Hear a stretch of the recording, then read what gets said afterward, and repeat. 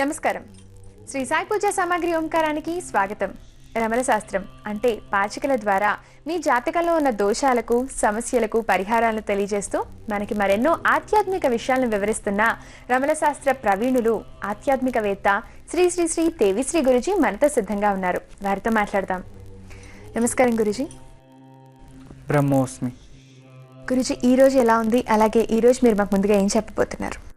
ఓం శ్రీ గురుభ్యో నమః. హరి ఓం. ఏకదంతాయ విద్మహే వక్రతుండాయ ధీమహి తన్నో దంతి ప్రచోదయాత్. తత్పురుషాయ విద్మహే మహాదేవాయ ధీమహి తన్నో రుద్ర ప్రచోదయాత్. ఓం ఆదిశేషాయ నమస్తుభ్యం అనంతఫలదాయకం. నమో అస్తు పద్మనాభాయ నాగానాం పతయే నమః. సోమవారము, ఆరిద్రా నక్షత్రము, రాహుదశలో ప్రారంభం. ఏంటి విశేషంగా ఆరిద్రా నక్షత్రంలో అలాంటి విశేషం ఏముంది? ఆరిద్రా నక్షత్రాధిపతి రాహు, అంతేకాకుండా అష్టమి. ఎన్నో గ్రహము మనకి చూడండి, ఆరిద్రా నక్షత్రము రాహు అధిపతి. రాహు ఎన్నో గ్రహం మీకు తెలుసా? రాహు నమసూర్య చంద్ర అంగారక బుధ గురు బృహస్పతి శుక్ర శని రాహు కేతు. రాహుకి 8వ స్థానము మనం ఇచ్చాం. 8వ ఇంట అంటే ఈరోజు తిథి ఏంటి? అష్టమి ఒకటి. రెండోది, ఈరోజు ఆరిద్రా నక్షత్రంలో ఎవరు పుట్టారు తెలుసా? శివుడు జన్మించిన నక్షత్రము ఆరిద్రా నక్షత్రము. శివుడు జన్మించిన నక్షత్రం ఆరిద్రా నక్షత్రము. అంతేకాకుండా సోమవారం కూడా వచ్చేసింది. చైత్రమాసం కలియుగ ఆది నుండి వచ్చిన ఈ ఒక సోమవారం మొదటి వారం. పండగ అయిన తర్వాత ఇదే మనకు పండగ సోమవారం వచ్చింది, తర్వాత ఇది. సోమవారం శివునికి ప్రియ, అది ఎక్కువ పూజలు చేస్తాం. అంతేకాకుండా ఈరోజు మరింత విశేషంగా అతను పుట్టిన నక్షత్రమే ఈరోజు వచ్చేసింది. చాలా విశేషమైన ఒక వ్రతం. ఎంతోమందికి కాల సర్పదోషాలు, సర్పభయాలు ఎక్కువ మంది ఉంటాయి. సర్పదోషం వల్ల పుత్ర సంతానం లేకపోవచ్చు, సర్పదోషం వల్ల వివాహాలు కాకపోవచ్చు, సర్పదోషం వల్ల పెద్ద రోగవాదులు రావచ్చు. ఇలాంటి ఎంతో మందికి ఎక్కువగా ఒక సర్పదోషాల వల్ల ఏదేదో పూజలు చేస్తున్నా కూడా వాళ్ళ లైఫ్లో ఒక మంచి స్థాయికి వచ్చడం కాదు. దిఢీరని మంచి స్థాయిలో ఉంటారు, ఉన్నట్టుగానే పడిపోతారు. మంచి పొజిషన్లో ఉంటారు, ఎక్కువ సమస్యలకి సిలుక్కుంటారు. ఉన్నట్టుండే సర్పదోషం మనకి గ్రహస్థితిలో పూర్వజన్మ కర్మఫలాలు చూడండి. మనకి వెనుక జన్మ మనం ఏం చేసింటామో, ఈ జన్మ ఏం చేసింటామో, ముందుకి జన్మ అలాగే వెళ్తుండే. దీన్నే పునరపి జననం పునరపి మరణం అంటాము. ఇది శంకరాచార్యులు చెప్పింటారు. అంటే మనకు ఆత్మ అనేది ఏది ఉంటుంది, అది ఈ దేహం వదిలేసి డ్రెస్ ఎలా చేంజ్ చేస్తామో అలా చేంజ్ అవుతూనే ఉంటుంది. కానీ మనతోటి వచ్చేది మన దేహం రాదు, మన కర్మ. ఎంత మంచిది చేసింటాము, ఎంత చెడుపు చేసింటామో అది మనతో క్యారీ అయి వస్తుంది. ఎంతోమంది ఈ కష్టాలు నాకు భరించడం కావటం లేదు, నేను విషం తాగి చచ్చిపోతాను, నేను ఇంకా బతకాలని ఆశ లేదు, ఎంతోమంది ఆత్మహత్యలు ఇవన్నీ చేసుకుంటూ ఉన్నారు. ఎందుకు చేసుకుంటున్నారు? ఇలా చేసుకుంటే కూడా ముందటి జన్మానికి ఈ కర్మ ఇక్కడ మీరు అనుభవించాలని ఉంటుంది. అది తీసుకొని నెక్స్ట్ జన్మలో ఏం పాపం చేసింటారో, ఏం చేసింటారో ఈ జన్మ అనుభవించేది, ఈ జన్మతో చేసింది కూడా నెక్స్ట్ అక్కడ క్యారీ అయ్యి వచ్చేస్తుంది. మీ వెనుక పెద్ద మూట మోసుకో వస్తారు. పుట్టినతోనే కష్టాలు షురు. అందుకే మన ఒక మానవ జీవితంలో మనం జన్మించిన తర్వాత మనకి ఎన్ని కష్టాలు వస్తాయో వాటిని తీసుకొనేయాలి. ఆ కష్టాలని వచ్చినా కూడా దాన్ని ఎదిరించే శక్తి అప్ప భగవంతాని ప్రతిరోజు భగవంతుని వేడుకోవాలి. ఇలాగే ఎంతో పితృలు చేసిన సర్పదోషాలు, సర్పహత్యల వల్ల 7 జన్మాలకు నాగదోషాలు వస్తూ ఉంటాయి. ఆ దోషాలన్నిటికీ నివారణం సులభంగా ఏంటి ఈరోజు యోగక్షేమంలో తెలియజేస్తాను. గురుజీ మనకి ప్రస్తుతం ఒక కాలర్ లైన్ లో ఉన్నారు. నమస్కారం అండి. నమస్కారం అండి. మా పేరు కిరణ్ కుమార్ అండి. కిరణ్ కుమార్ గారు, మీరు ఎవరి గురించి తెలుసుకోవాలనుకుంటున్నారు? మా వైఫ్ పద్మప్రియ గురించి మాట్లాడాలనుకుంటున్నాను. ఓకేనండి, ఆవిడ నక్షత్రం తెలుసా? ఓకేనండి, గురుజీతో మాట్లాడండి. జనవరి 1983 అండి. ఓకేనండి, కొంచెం గట్టిగా మాట్లాడండి, గురుజీతో మాట్లాడండి. నమస్తే, నమస్కారం సార్. చెప్పండి, వైఫ్ గురించి ఏం తెలుసుకోవాలనుకున్నారు? తన ఫ్యామిలీ లైఫ్ అండ్ తన జాబ్ కి సంబంధించి ప్రొఫెషనల్ లైఫ్ తెలుసుకోవాలి, ఎలా ఉంటుంది ఏంటి? అమ్మాయి బాగానే ఉంది, జాతకమే బాగుంది, సప్తమ స్థానం వివాహ స్థానం చూపిస్తుంది. కానీ జాబ్ అంతా బాగుంది, ఎక్కువ కోపం మీ వైఫ్కి, అంతే. నేను స్ట్రైట్ ఫార్వర్డ్గా మాట్లాడుతూ ఉంటుంది. కొంచెం కుటుంబంలో కూడా మీ ఇద్దరిలో కూడా గొడవలు వస్తూ ఉంటాయి, చిన్న చిన్న విచారాలు. కానీ మంచిదే, మంచి గుణవంతరాలు, మంచి అదృష్టవంతరాలే, జాతకంలో బాగుంది. ప్రస్తుతానికి 3 సంవత్సరాల నుండి అమ్మాయి జాతకంలో అంత మంచిగా లేదు. అంటే ఒక గ్రహ గోచార స్థితిలో 3 సంవత్సరాల నుంచి మంచిగా లేదు. అందువల్ల ఈ 3 సంవత్సరాల నుంచి, మ్యారేజ్ అయ్యి ఎన్ని సంవత్సరాలు అయింది? 3 years అవుతుందండి. 3 years. ఆ మ్యారేజ్ అయిన తర్వాతనే ఆమెకి టైం, అంటే మంచి టైంలో మ్యారేజ్ అయ్యలేదు అనిపిస్తుంది. అందువల్లనే మీ ఇద్దరిలో కూడా కొంచెం స్మాల్ మిస్టేక్స్ వస్తూ ఉండేదానికి ఇదే కారణం, వేరే ఇంకేం ప్రాబ్లం లేదు. పెద్ద ప్రాబ్లంలు అంటే అమ్మాయి జాతకంలో దోషం అలాంటిది ఏది లేదు. కానీ లైఫ్ బాగుంటుంది. ఇంకా 1.5 సంవత్సరం, అంటే ఇంకా 1.5 year అమ్మాయికి అంత మంచి స్థాయికి వెళ్ళగలదు, కష్టం అవుతుంది. అందుకే నేను ఒక మంచి పరిహారం చెప్తాను, అది చేసుకోండి. ప్రతి శుక్రవారము దుర్గాదేవి దేవస్థానంలో వెళ్ళి ఆ దేవస్థానంలో దీపం వెలగడానికి నువ్వుల నూనె దానం ఇచ్చి, అక్కడ అవతల భిక్షుకులు ఎవరైనా ఉంటే వాళ్ళకు స్వీట్ ఏదైనా పంచిపెట్టాలి.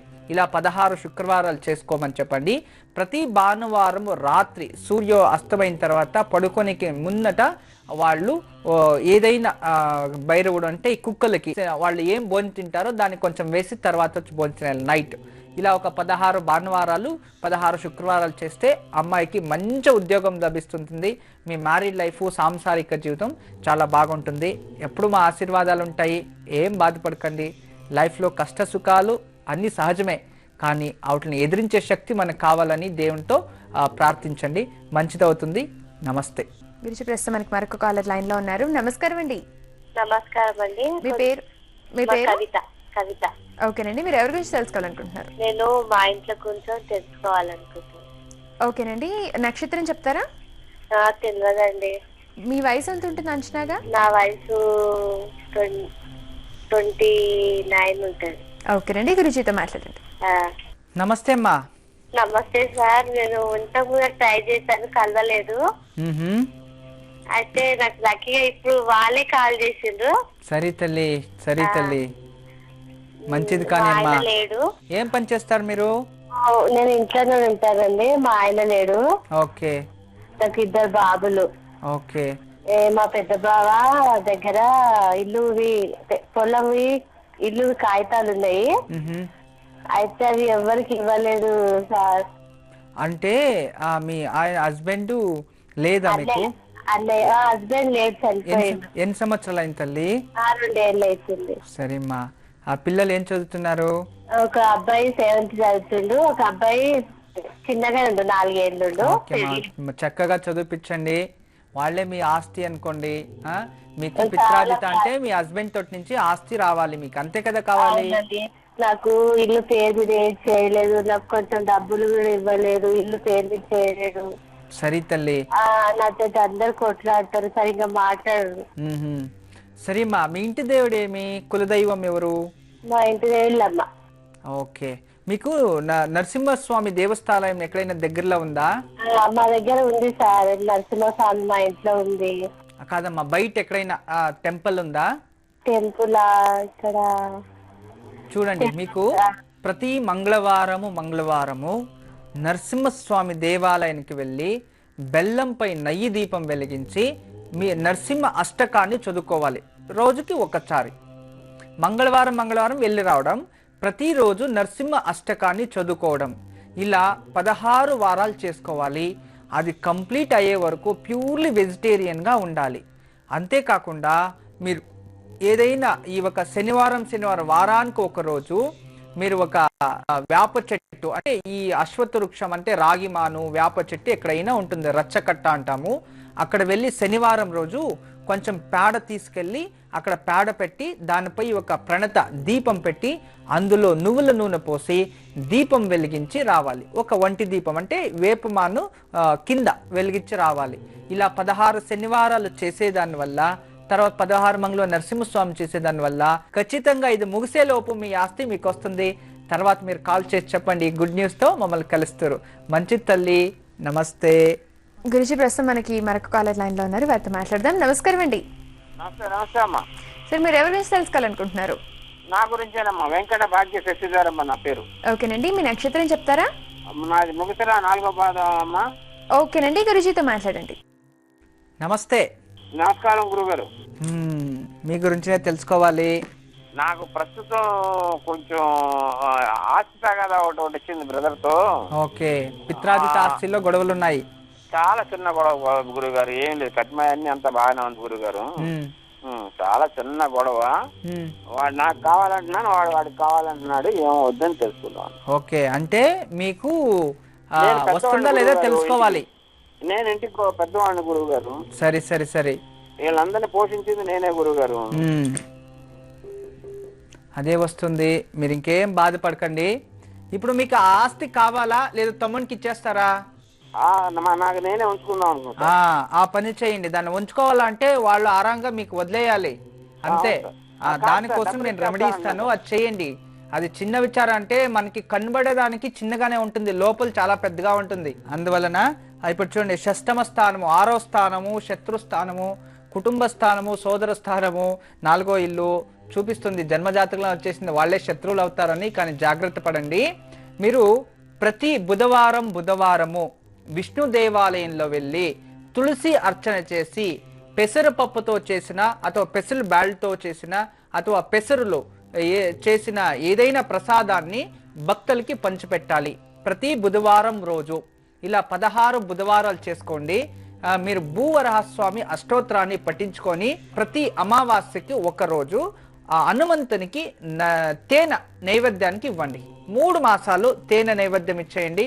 ఇది ఒక 16 వారాలు చేసుకోండి.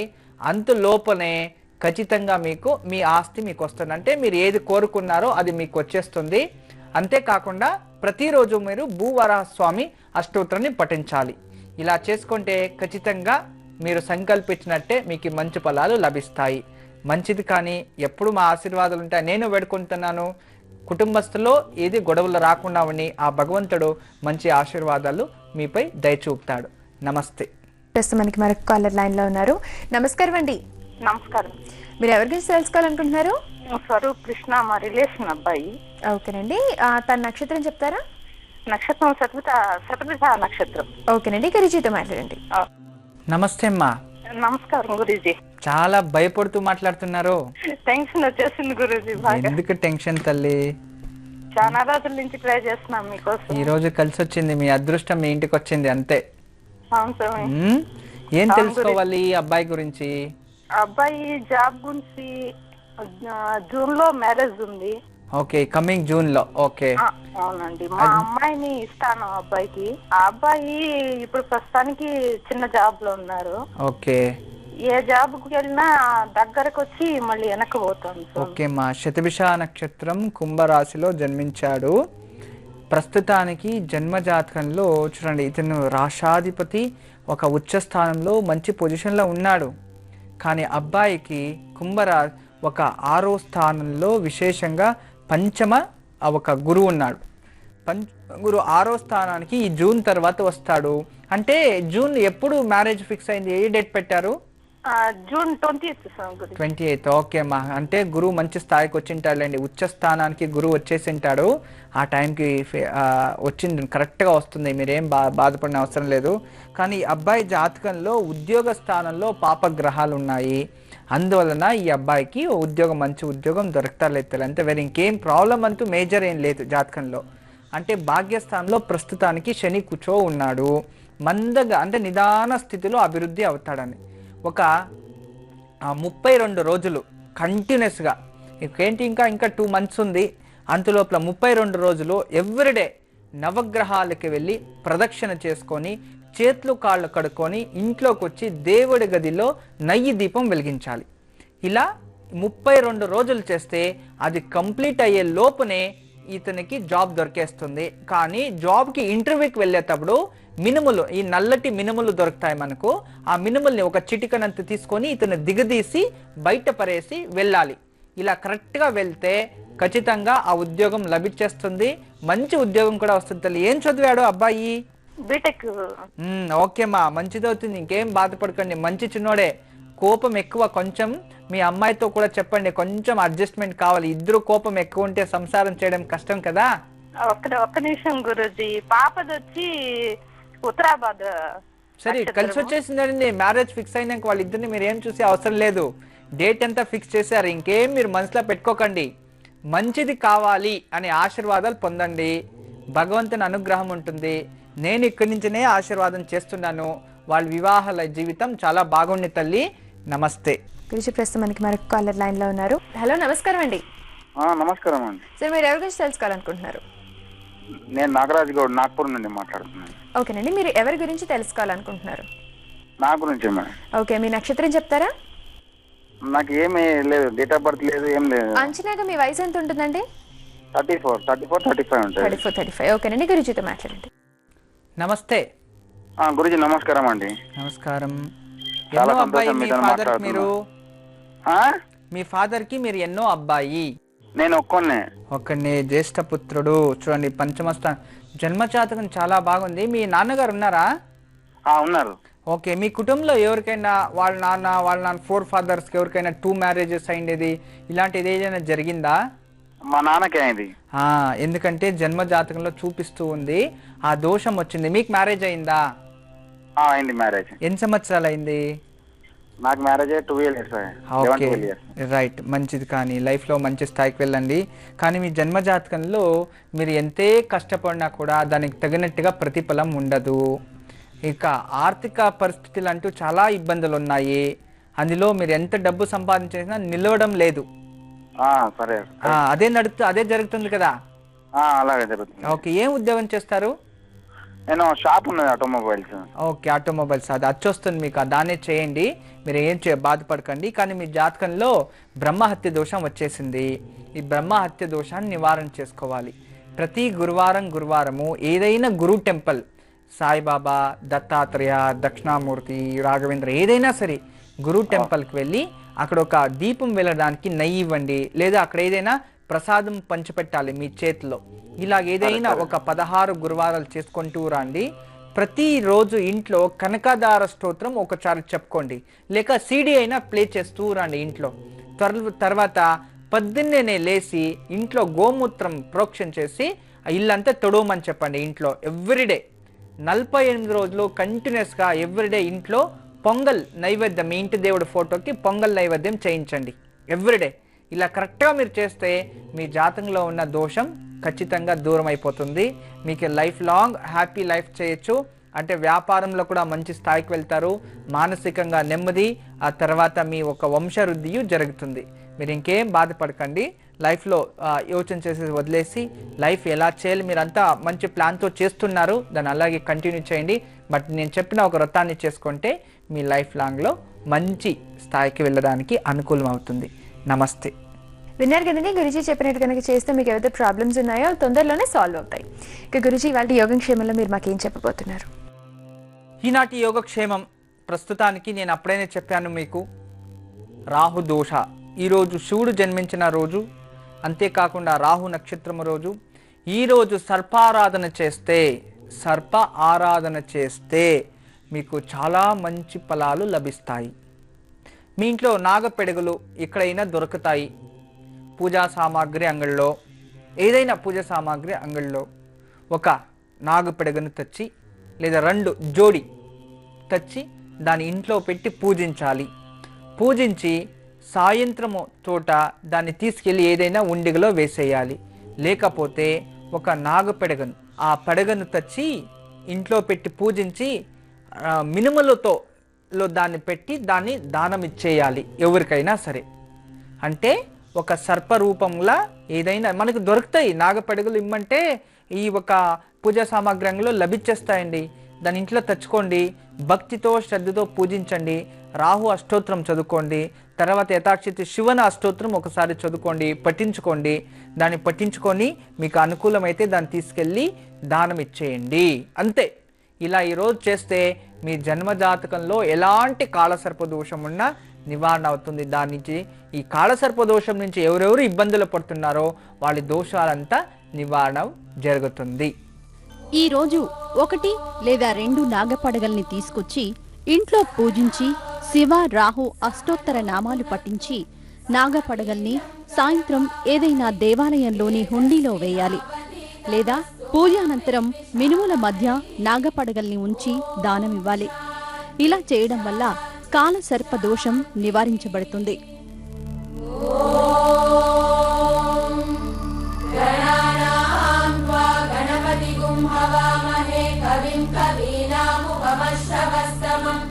ज्येष्ठराजं ब्रह्मणां ब्रह्मणस्पतः नः शृण्वन्नोतिभिः सीदसादनम्।